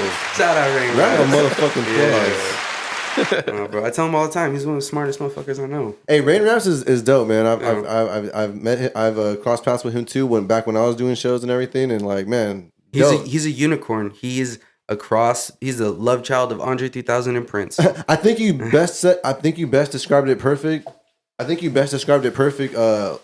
When I had one of my first convos with you when we were like talking about all the artists you were working with, and like I think you best described him like by saying like he's unapologetically like himself, like you know, Yeah. and that's how Same I like feel, Noah. yeah, I feel like, and I feel like you have to be that. I feel like you have to be that way, like you know, like It's exhausting being someone else. bro, you gotta know, yeah, you. It's exhausting pretending to be something you're not. Yeah, bro. Like you gotta know yourself, and you gotta be comfortable with yourself, and understand that when you're an artist, like you're putting yourself out there too, and yeah, I think that's awesome, man. I like the camp, bro. I love the camp. I like the collection of artists that you have under Oh That's Filthy and I just picked up a new artist. I see. Yeah, She's a girl. I always had a thing about against like managing girls. Just because like I'm emotional and I know men artists are emotional, so I'm like, okay, I can handle that level of emotional. But I could barely handle my wife and my daughter. So I was like, oh, this is sketchy. But she's a young artist from Orange County named Devereaux. She sings, I believe, with a little bit of more training and like development. I'm huge in artist development. Like with Papes, when I first started working with him, there's a whole year of artist development before I was like, all right, we're good, let's run. yeah, Because you got to get your artist into a routine. Like, all right, every time I turn in a song, I need A through Z, not even just A, B, C. Yeah, A no, through Z. yes, And then you start to teach them the benefit of being prepared before the release. Like, oh, have the music video and the promo assets and all the blogs lined up before the song drops. Damn, that's smart. And it's like, no, it's common sense, bro. Like, Right. like work it. It just works easier that way. Exactly. And so it was just teaching everyone that. And so that's what I want to do with Dev. I have 5 years of music experience, and I'm like, all right. You know those moments you're like, I wish I could do something back then that I know now. Like, right. I look at it as this is my moment. Like, all right, Oh, Fuck if I don't, and that's why I told her, I was like, I want the best for your success because it's my work. Like, I want you to succeed because I want to succeed. Right. So it's like, I'm gonna try my best to do the best I can. And like, you know, my guys, they all know that I'll do anything I can for everyone. Like we're all a family. Hell yeah, And it's right. like Noah's the one who taught me how to, like, when you can, feed your homies. Think about it. Anytime you can. It don't matter if you want to or if you can't. Like, if you got the extra money, pay your homies, have them do work for you, and move on. Because that creates that's your own economy. You're like, damn, yeah, okay. You give him $200 for work. As long as it's a transaction. Because, you know, money and friends breaks sometimes, relationships. yeah. bro. It really does, man. That's a life tip. Anytime Yeah, I give no. someone money, I'm like, all right, what am I getting in return from you? Like that, because I'm not about to lose you over this amount of money. Yeah, one thing I've learned, like in my time, you know, in this music community that I've, you know, come across since I've started music, like, you know, I've tried to learn, like, you know, it's never that personal, it's never that serious, like, it's music. Like, I love music, and I'm not trying to say it like belittle it or whatever, like, but it's just music, like, you know, it's never it should never be that personal, or I don't ever want it to get that personal. Like, if we can't do business, it's fine. We don't gotta do business. Yeah. Like, I still want everyone to win, and that sounds corny now because everyone says it, but that's real shit. I still want everyone to win. I mean, we all have our own. Yeah, we shit. don't got to do business for me to have love for you. You know what I'm saying? I can have love for you and just not want to do business with you. Like, and that's if you feel some type of way. I'm sorry. I'm protecting my shit. You know what I'm saying? Yeah. You're not gonna make me feel selfish because you're being selfish. Right. So Definitely, bro. So, yeah, man. Some real shit on the Puff Puff Pass podcast, and episode we 8. smoking good. Hey, I will admit. Absolutely. Hey, I told you. We still got more. What's up? Raw's in the motherfucking building with us. He's rolling Also up. rolling up, man. Yeah. Shout out to Raw. Hey, but fuck it. No, the real reason we have you here is because you are a cannabis professional, right? Yes, I am. All right. Well, let's get into some cannabis topics and Okay. you know, shit like that. Okay, what's up? Well, then Sorry, lead it off, Scooby. What's up? All right. Well, just real basic shit. What are Basic some Basic Some shit. real basic shit. well, I mean, things that people should know. Yeah, that basic if you are shit. tuning in, what are what are the positive like? All right, what are the benefits of marijuana on the ecosystem that we live in? Like, as far as On the ecosystem? the ecosystem, like everything we use from people, like you know, Well, so, littering, like all right, if you're thinking, like, boom, cutting right down off top. plastic type shit, like cutting down. Oh, you know what I'm saying? you're talking like, about just- that, the environment. Yeah, my bad. You know what I mean? Okay, I'm no, not- there's a difference environment. because there's an ecosystem, like You got it. like I don't know if you're trying to say like this ecosystem of life, like how do we play in? Because also like cannabis right now is an Right. essential workforce. So if you're thinking about it, every dispensary is looked at the same way as a Right, grocery store, where you get your food, True. where you get your pharmacy. So like that, like keeping COVID alive, yeah, it's Right. part of that like financial ecosystem. Okay. So now when you're talking about environment stuff, actually I can get way into that because that leads me into Remedium Cannabis, which is the nonprofit I've started with my wife and my good friend Tabby. Let's do that. We are a waste-free management solutions company for the cannabis industry. So one thing is I worked in a dispensary. My friend works for she's a sales director for one of the biggest outdoor cultivations around. And you start to see from the inside of the industry, you start to see how much waste right. that the industry supplies. Like by regulation, like you have to have this level type of packaging. It has to be childproof. There's no regulations on like you can't use one-time use Mylar bags. Think about all those eighths you just get in Mylar bags. Right. You can't do anything. You can't recycle those. Yeah, they At least like just get if you thrown have- away. Yeah. exactly. At least if you Remember have last jars, time you we can were like, repurpose bro, it. yeah. like we literally saw like gang of those. I forgot where the fuck, but yeah, just tons of those bags fucking thrown away like daily for sure. Yeah, so like here's an example at a dispensary. Let's just talk retail level because it's easier for everyone. Every single piece of product that you see on the floor Right. came in a box. That more likely came in another box. Right. That more likely came with packaging. some wrapping paper, not wrapping paper, but like plastic around it. So Right. right there, that amount just getting product to the store creates so much waste. At the dispensary level, you just see boxes and boxes and paper and trash and everything, and it's like that can all be recycled. That can all be repurposed, but no one's doing it. And if people want to do it, they're trying to charge people. And right now, the cannabis industry is taxed so heavily, and there's so many regulations, and there's so many add-on things that it's like you can't do it. And a lot of the reason why the cannabis industry has so many like one-time use packaging is because of just how expensive it is. It's just super expensive to have cannabis products, and then people remember like at the end of the day, you don't want to pay more. You don't want to pay more than like $30 an eighth. Right. And even then, some people only want to pay $20 an eighth. bro. So how are you going to keep that? 25 is my limit. Like, And yeah, so, no. now think That's of just like how people. regular That's just how it is. Yeah. Bro. It's weird. think about regular retail. So now, what are you going to wholesale an item that's out the door with tax? Because you probably only want to pay tax on that too, right? Yeah, I mean, Like you just have want to, to yeah. you just want to have that 20. So now it's like, what is that going to be? And then how is that going to cover a state of the art cannabis cultivation when you're selling an eighth at like $8? Yeah. Are there any of these products that are made out of hemp itself? So These there packaging is products. so there's hemp, and this is a huge issue right now, and that's something that the LBCA and specifically Pam has been very vocal about. Is way back in the day, cannabis and hemp got separated. Cannabis is one thing. Hemp Right. and cannabis are the same plant. It is. Right. Literally Yeah. the same Right. plant. Correct. So now, according to the FDA in 2018, there was the hemp farm bill that passed, pretty much making it legal and regulated by the FDA, all hemp manufacturing, as long as it had less than 0.3% THC. So, same plant. Now, one's by the FDA, and then one's by the Bureau of Cannabis Control. Anything that is actually where you can extract THC from, Right. that is the cannabis plant. Okay. So you have hemp that you can find in like Like it's in the plant, but you can't.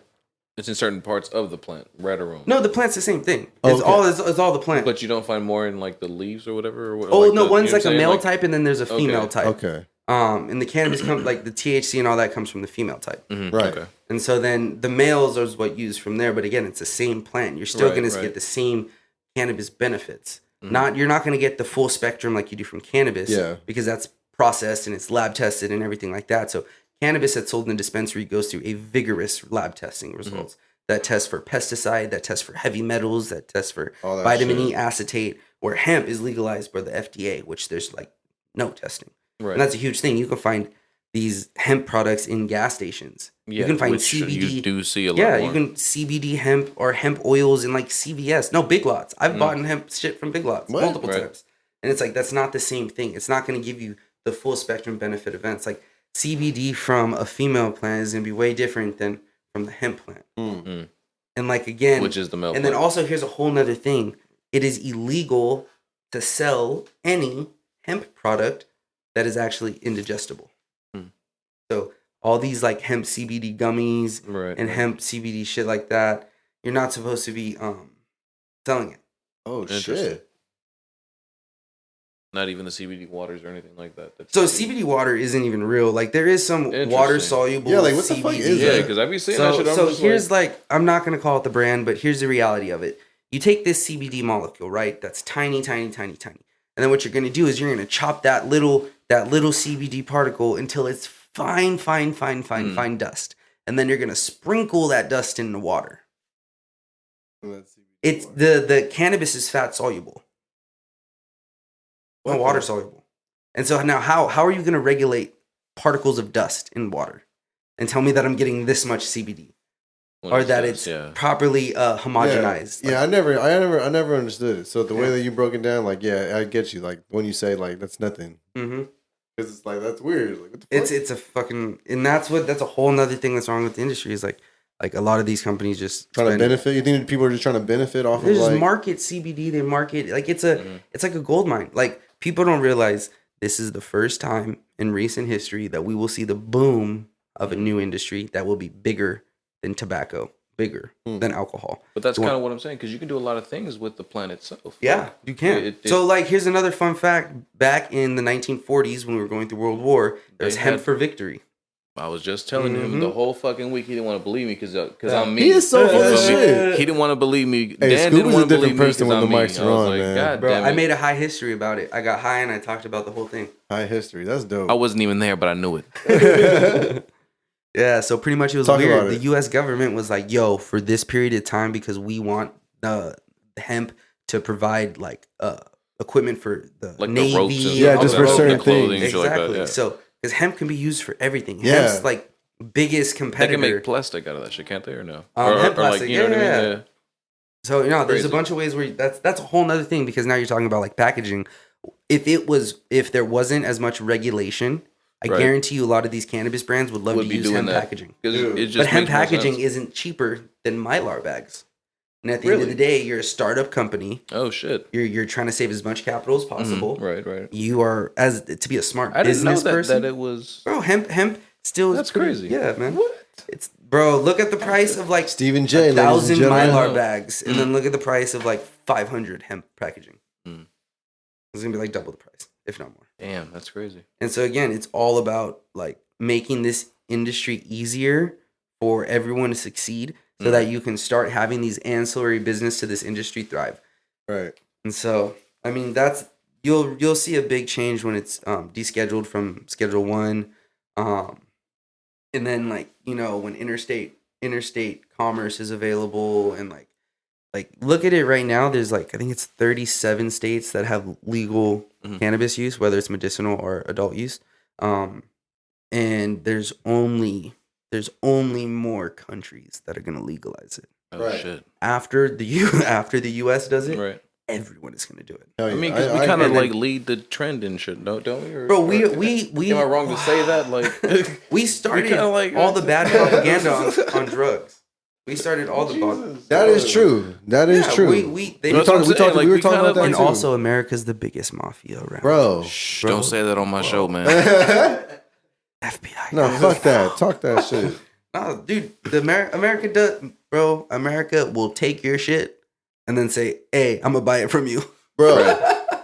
take your They're shit, the- kill some people, and then say, "All right, how Hey, much they're you the, want?" hey man. And then however much you want, I'm gonna give you half that, hey, I just live here. and then I might take that back. I'm gonna sell it back to you for double. Like, Uh-huh. Hey, oh shit! they're the All right, biggest so players, dog. outside of that, on a different scale, because we did come back from like New Jersey and shit, and we covered it in a different episode, but they had a hold up because their legal process, they used the word cannabis instead of marijuana, Mm-hmm. so they can't have storefronts right now. Like, is the language of like used in yeah, Does that like, does that language- play a big role? Bro, Like it's language in Can any you break ordinance. that down between the two words and what it was? Because Dan was confused, and I Well, tried my bro, hardest to bro, break the- it down to him, but I mean, I don't even think I did it right. So again, so this goes back to the marijuana and cannabis is the same thing. People Right. call Yes. marijuana.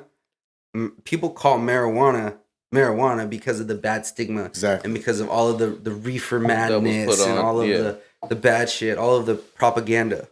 That's why marijuana is Mhm. called marijuana. But again, that's not the plant. The name of the plant is yeah, cannabis. it's cannabis. But how does that affect people having storefronts? Because that's their issue. They can't have storefronts over there because of So that. I'm wording. not exactly familiar of that Mhm. exact situation, but Right, what I right. can tell you is anything that is written. So policy Okay. is written Mm. to confuse you. Mm. That's the bottom line. It's meant to be That confusing. makes sense. It's meant to be confusing. There's terminology that you are unfamiliar with that doesn't need to be put in, but it is. And so To regarding make it sound smart. I feel like there has to be more than just a word Right. that's keeping these people from operating or opening up. But again, cannabis and marijuana, the same thing. Interesting. So the only thing is like there's medical marijuana, Mhm. which again that's really like, at least in California, medical marijuana usually is related to the medical marijuana identification card. Right. So that's the MMIC card, Mhm. and that's pretty much you go into a database and you say, hey, I want to use cannabis and I want to get tax-free cannabis because I'm a medicinal patient. You get this card, and then every purchase, anywhere you go, Right. you get a 10.25 discount or tax discount. No shit. And that is because you, as a medicinal patient, are owed that. That is Yeah, your Because- right. Right. Yeah. Yeah. It's And your so, medicine. Like, you can do that, but that's what- crazy. I need to do that. Can you help me with that? Bro, look it up. MMIC, California. It I'm is a website. I might have to do that shit. Now, Yeah, man. what is better in your opinion, to have weed decriminalized or legal straight across? It needs to be decriminalized. Okay, see. Yeah, it needs That to be. makes- It needs to be yes. decriminalized and descheduled. It descheduled more than anything. Can What you does that break down mean? the difference Yeah. between the two options? Okay, so there's a Scheduled 1 drug. Mhm. The government says that is as bad as heroin. Right. That there is no medicinal benefit. For Like we the spoke on very earlier, least yeah. you need is for the government to identify that that medical marijuana or cannabis is for medicinal purposes. Mm. You have to validate that that is okay. So then once everyone knows that that's okay, you can start doing it more. So ideally, you don't want it scheduled on anything. Why does it need to be Gotcha. scheduled? It's a plant. If anything, it should be looked at as agriculture. Right. Do you monitor a watermelon? Yeah, exactly. Yeah, that's a the good way. That's a same great way to that put you it. do That's a great way to cannabis put plant? it. No, like why? So I don't even know if I answered the question. I'm sorry. G. No, you're good. No, yeah. I was think- just yeah. like breaking down just the. Oh shit! I dropped the blunt. Party Outside of foul. that. Do you have a boop, boop, boop, boop? Yeah, no, I don't. We don't Not got it. yet, We not just- yet, we just not got yet. You fucked up. Oh shit! It went back in his hand when he No, did that. just saying. To have it like Back in his hand. to have it legal across the board means what? Like So what, legalization- What are the, like so, like, positives right- and like So negatives of that? here's an example. Right now, we have cannabis Hmm. legalization in the state of California, which has led to regulation. Right. But if the FBI Right. wanted to come in and shut shit down, Mm. they could. Now, if it was Just like that? decriminalized, then Yeah, then what because would it's happen? again federal law trumps Because state then law, the no state, matter that's what I'm what. saying. Now, if it was decriminalized, then what does that mean?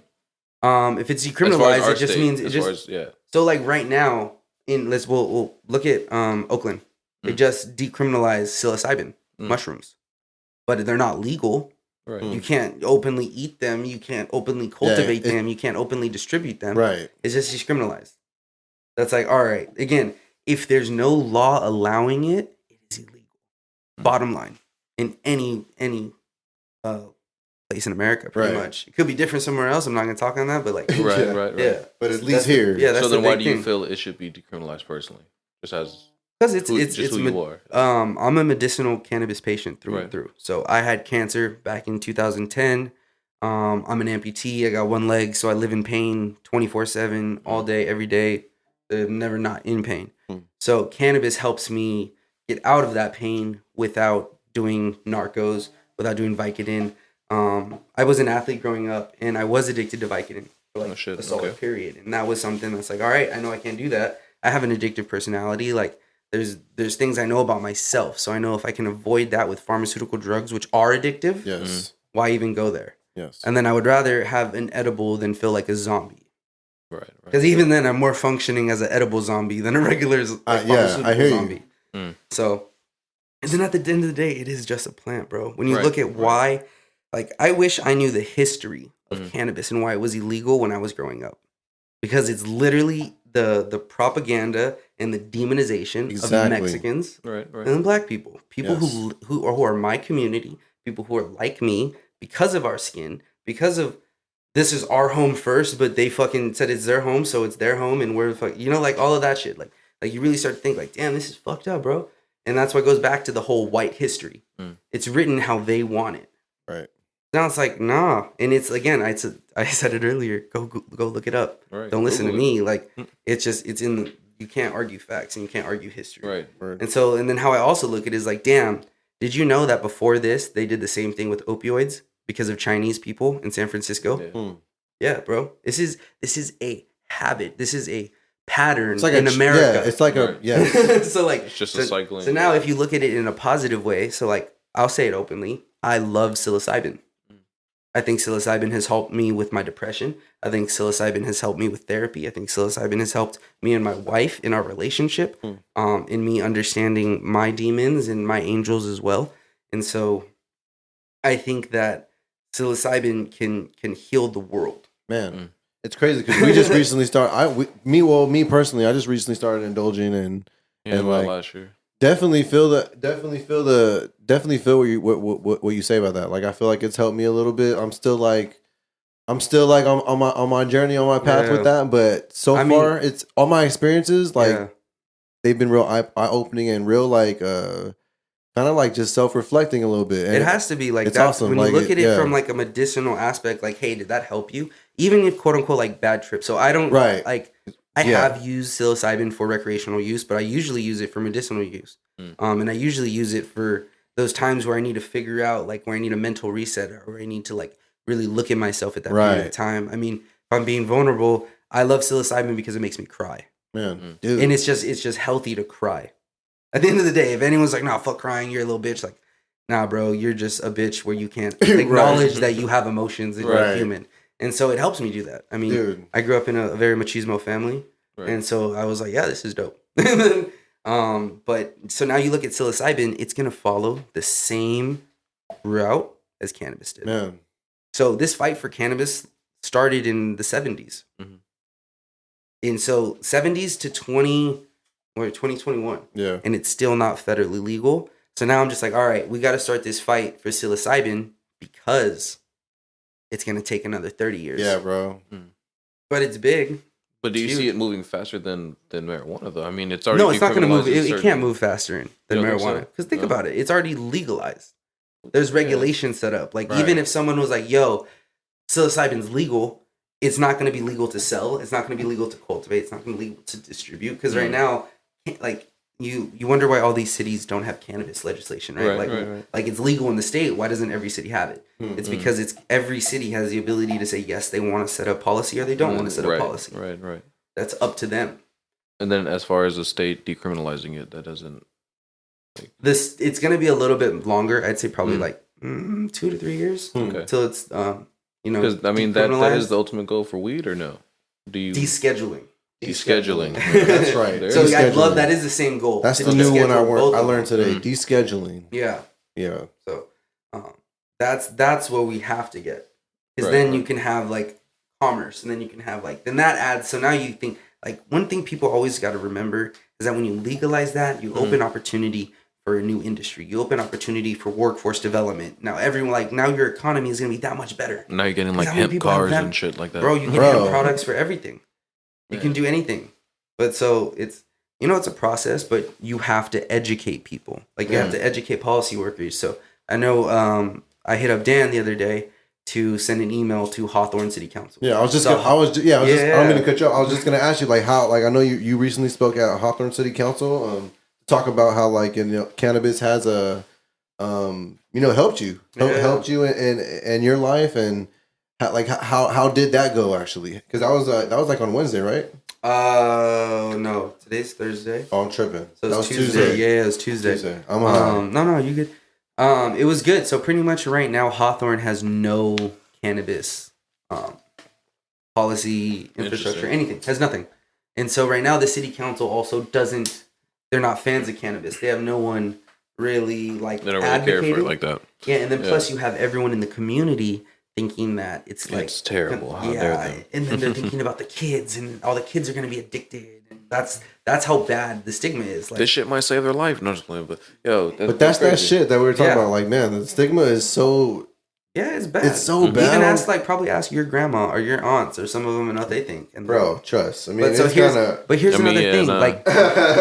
Like, my wife pointed All this of out ours to me. smoke, so it don't matter. Right? Oh, okay. I feel you.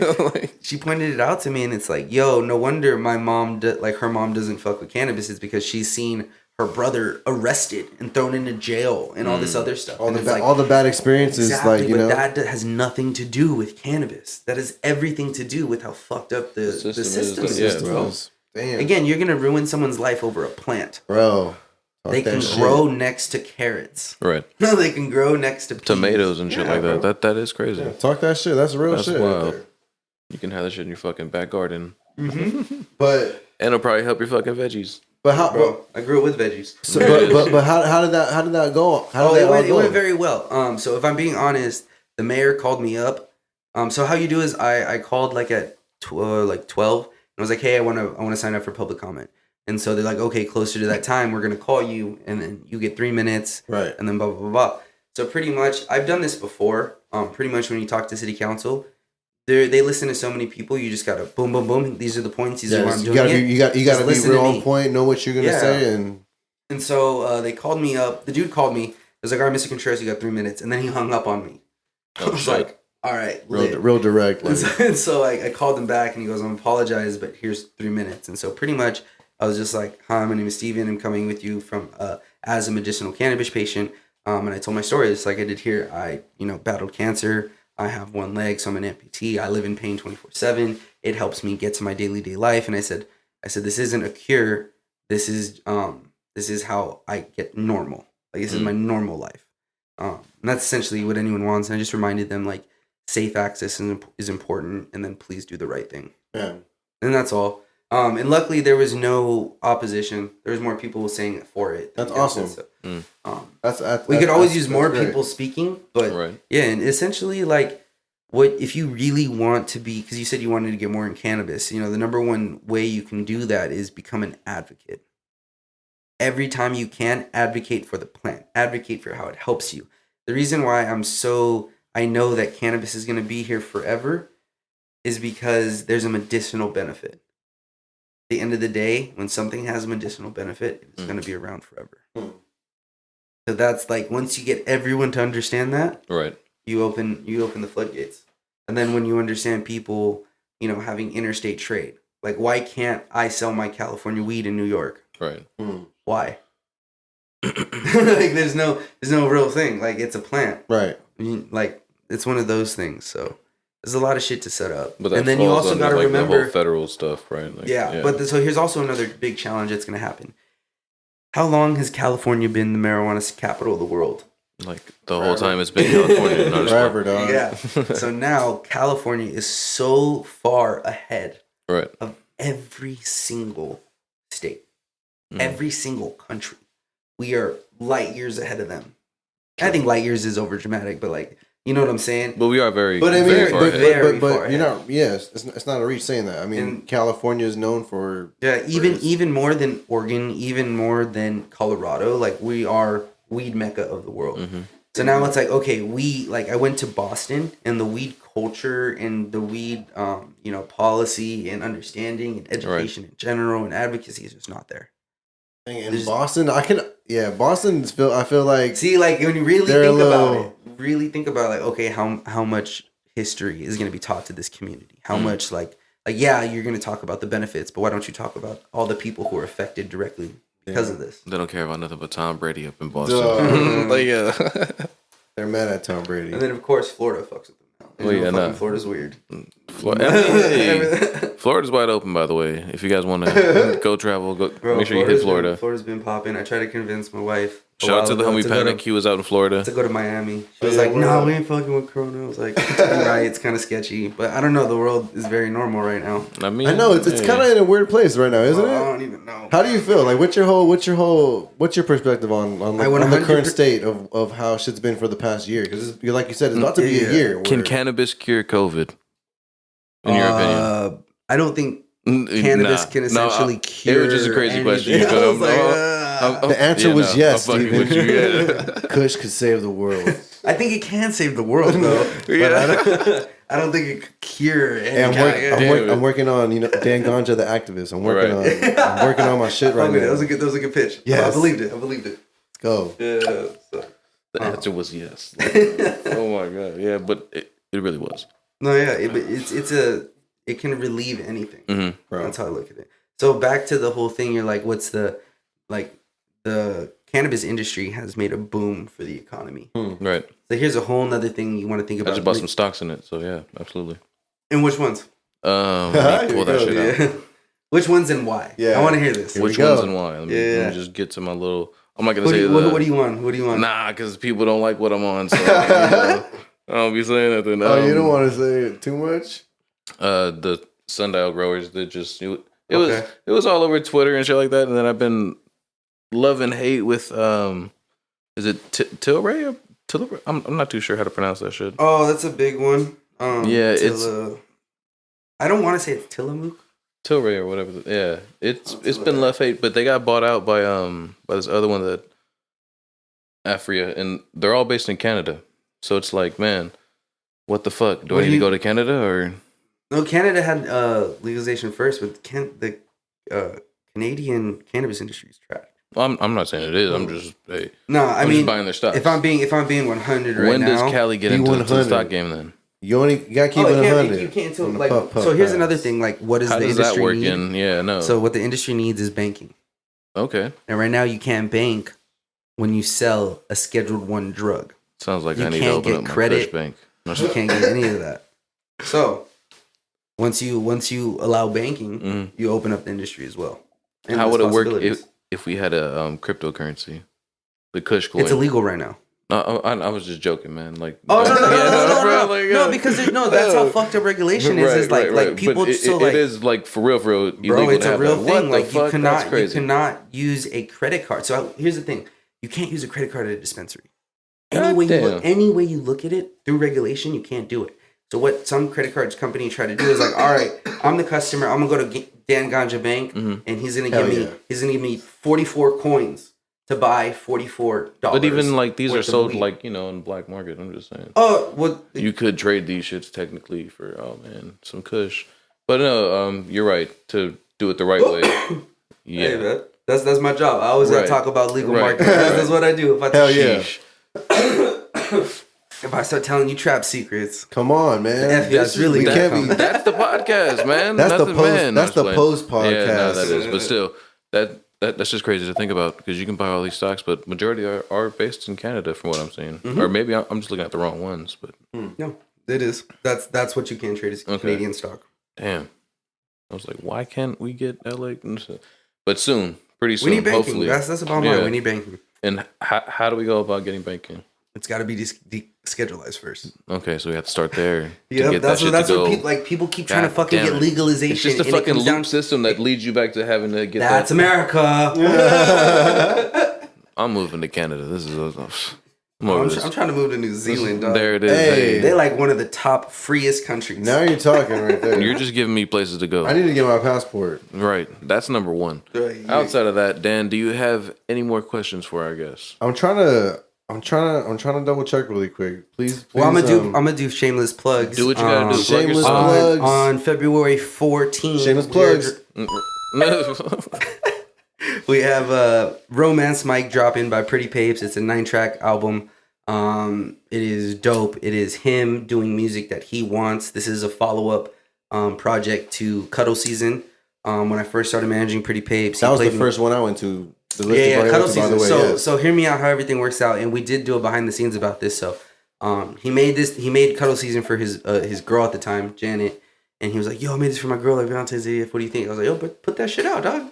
I was like, "It's good music." He was like, "Oh, there's samples." I was like, "Put it out. We'll take it down if we need to." Yeah. And so he put it out, and it did good. And he was like, "Man, this makes me happy. Like, this is music that I want to do." And I was like, "Okay, that's tight. I want you to do what you want to do, but hear me out. You can only do love music to a certain demographic, unless you are 100% going to be that demographic, which that involves like having more of your life involved in your artistry and like really playing your character even more." I was like, "You should be Pretty Papes, and then like Cuddle Season is like only during February. Right. It's like every February, Papes is going to drop something romantic and get you in the love vibe." Right. But that's not who he is. Like, it's part of him. That's like when you really want to get to know artists. Yeah. He gives it to you, you digest it, and you're like, okay, man, this guy's about love. This guy's about his girl. This guy's about good bars and good taste in music, good like beat selection. So it's like one of those things. And so this is what he's dropping, and it's pretty tight. We did a lot. We're having a, like I said, private release party.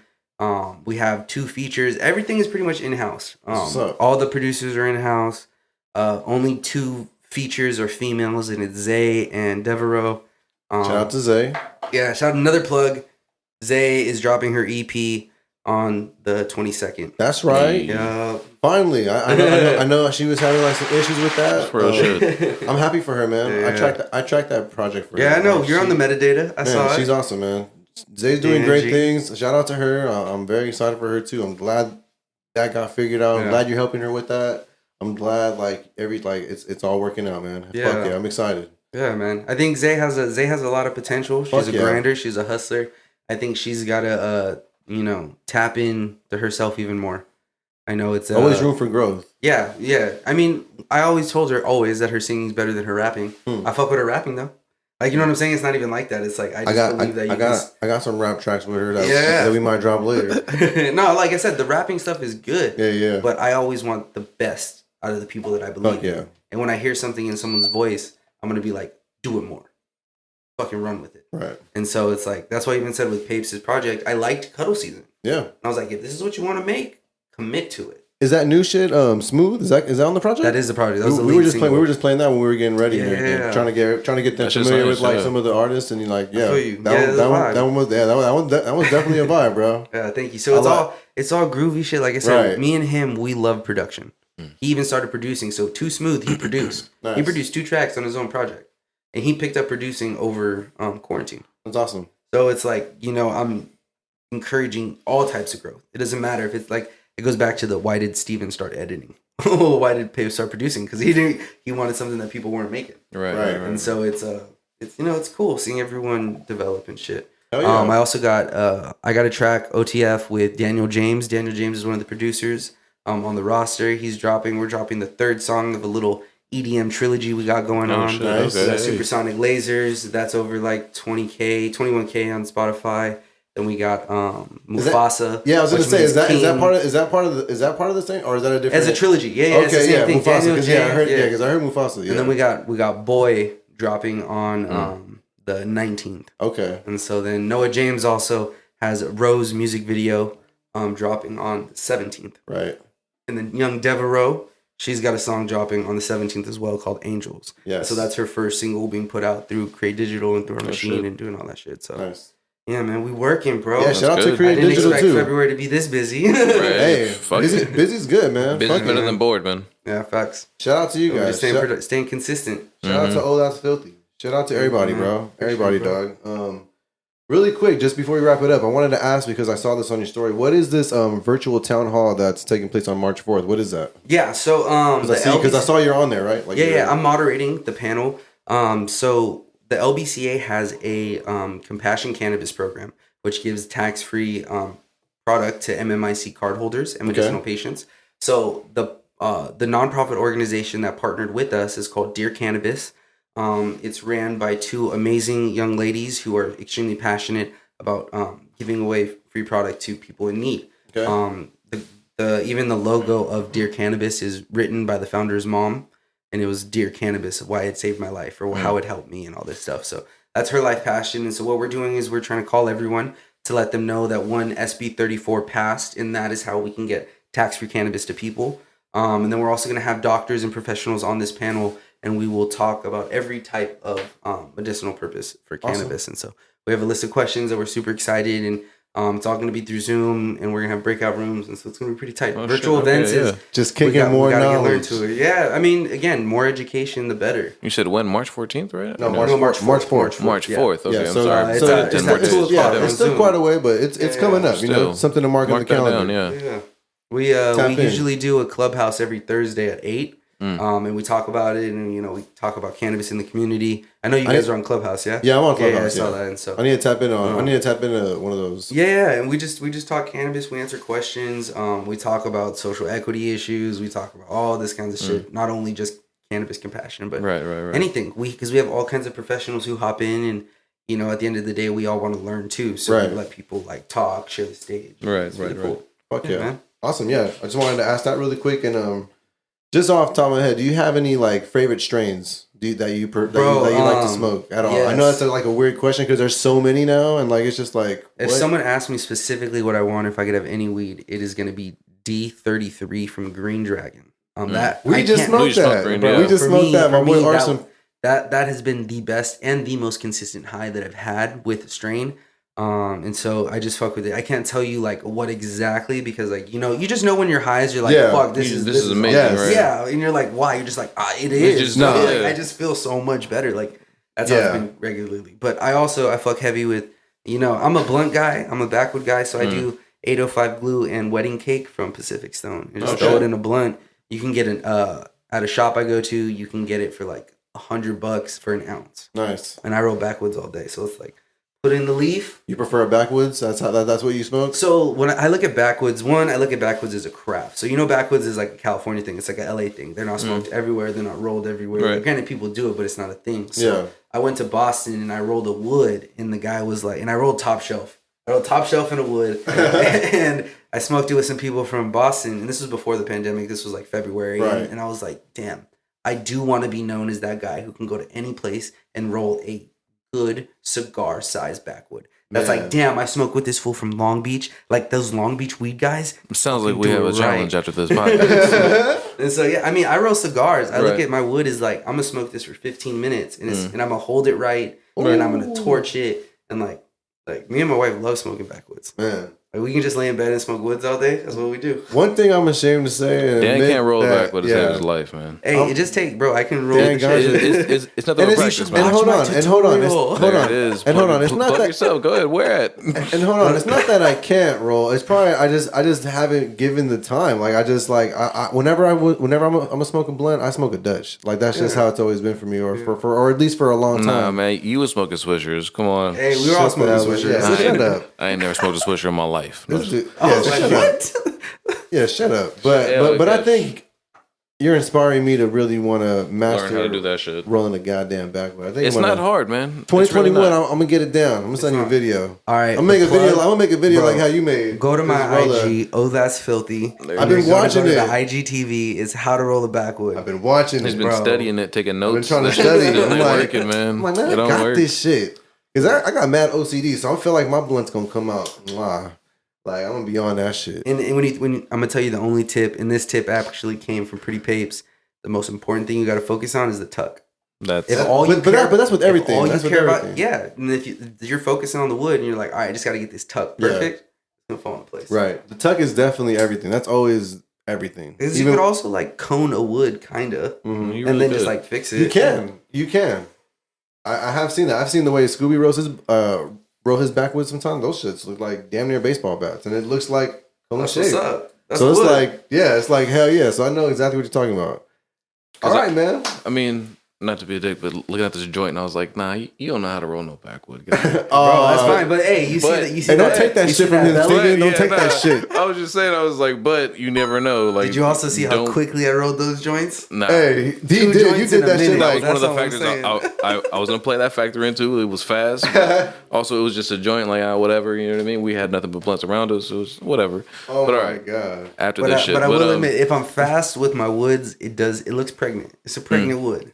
That's what it is. Hey, nothing wrong with things being pregnant. Just know that when it's at that spot, if I don't hit it, then I'm mad. Hey, and get mad at it. All right, man. So before we wrap this up, we have a game that Scooby created for the Puff Puff Pass podcast. It's called the Puff Puff and Pass. No, it's called Puff Puff and Pass. Bro. Okay, my bad. All right, you see how mad he gets? I always get it wrong. He gets shit right. He gets so upset every episode. This is episode 8, and I you get still so don't mad understand the because game. I get so mad because this man in episode 1 said, "I'm gonna be the face." Scooby's just here just to be the brain. Cool. That is we'll so- be the face and get this shit right, That man. is Come so on. bullshit. Shit. Look at this guy. But anyways, damn, outside of that, the Where'd rules that of the salt game. come from? My left pocket, bro. Like, yeah. Hey, Scooby is a different man with the mic. Oh shit! But Let's all go. right. Let's- Anyways, let's- man. let's go. Rules of the game. We're gonna give you 3 names. Okay. You're gonna puff and puff with 2 of these names. You're gonna pass on 1. But why are you passing on the 3rd one? You know what I mean? So we're gonna Okay. Yeah, so we're gonna give But you 3 names. what are the puff like? What is the category? Categories just like random people that we have that we think you might like. You know what I mean? Like just based off of who you are, what you stand. You know what I mean? So we're gonna give you 3 people that we think you would want to sit and smoke with, pretty much. And you're gonna pick 2 of those to smoke with, and then the 3rd one that you say you don't want to, that you pass on. Okay. Why you passing on For sure, them? for sure. All right, who do I want to smoke with? So who you had to say you had like a few names in mind? I have 2. So Okay, all you right, have so 2. and these are hypotheticals. Okay. They're not gonna say no, they don't want to, whatever. Nancy Pelosi, Okay. and then Burner. Hold Just on. just And then because here's mine to complete that. Since we were talking about like Super Bowl and everything, like Tom Brady. I would probably rather smoke with Tom Brady, and then I probably I would pass on Burner. Okay. Ooh. No, hey, Okay. Think about this now. Nancy Pelosi. right. She is like essentially protected. Yeah, She knows some shit. she does. When you get someone high enough, they will talk about anything. And that's kind of what I was hoping you would say. But, hey, yeah. Essentially, I was like, bro, do I really want to share a high with Nancy? I was like, got nothing in common. She's I not was like, saying wait. no to this high But I was either. like, wait, if I'm going to do this, I'm going to get something out of it. But not even that, but you get a whole blunt to learn about this person. And then you for your, aspect, you can always convince them, hey, this is the benefit of it. Like, you see how we are. You know what I mean? It's nothing bad type shit. Like, but yeah, no, that is crazy. I And then like that answer. Burner, just because I know some industry shit. And it's like, I don't really So it's wanna like, talk all shit. right. Yeah. He's probably a great dude. If I were to Right. talk with him, I think he could probably share a lot of amazing things with me. Mm. I'm not saying he can't, but I'm saying the GOAT, Nancy Pelosi, or Burner. I'm sorry, G. I feel you. I'm I sorry, feel B. Sorry, B. Shit. Hey, well, I respect that. Yeah, no, I'm not mad at I like that. I like that. I might have done the same. Maybe. I don't know. Hey, man. Well, I hope you had just as much fun as we did, bro. Because I For think this real. was a great episode. Great conversation, man. I think you gave a lot of knowledge. I think you put a lot of things in perspective for people that don't really smoke a lot of weed or don't smoke, cannabis, however you want to word it. Yeah. And yeah, man. I think we're both very thankful and just appreciative of your time. Yeah. We Thank you. we know Thank you're you a for busy being here. man. Right, absolutely. Yeah, man. Yeah, no. Hey, on that note, I just finished up rolling mine. I'm gonna let you guys finish up rolling yours. It's been the Puff Puff Pass podcast. Scoop and Dan. All right, we're gonna go ahead and wrap it up. Peace.